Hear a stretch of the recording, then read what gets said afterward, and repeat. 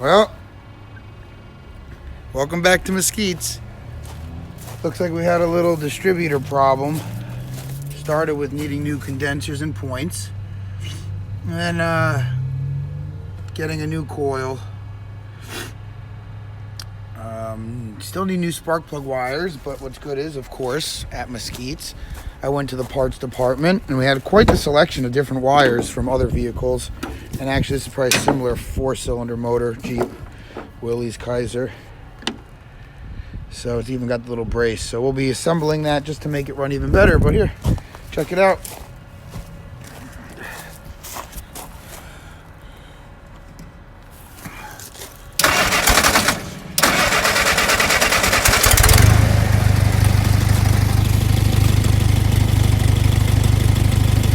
It's a little cold out here, so